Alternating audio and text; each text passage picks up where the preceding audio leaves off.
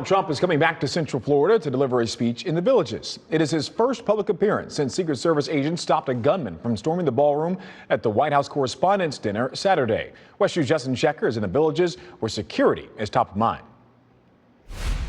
The security preparations continued Thursday in Middleton ahead of President Trump's visit in less than 24 hours. They're going to do a great job in protecting him, and, he's not scared. While students at the Villages Charter High School have online assignments Friday, 18-year-old James Calabrese says he's hoping to attend the president's speech. It's been pretty cool.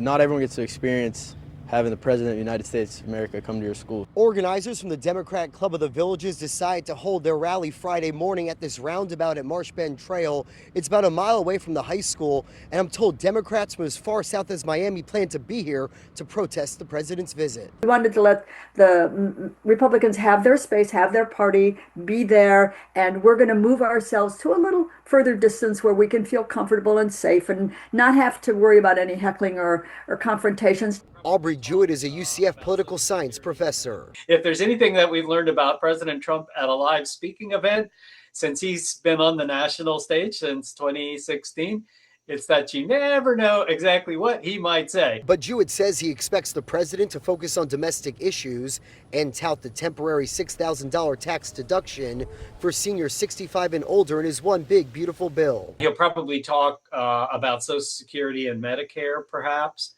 And I think he'll just talk about some of the ways that he's been trying to keep prices down and to take steps to keep the economy strong. Calabrese says he hopes the president will have a message for younger voters, too.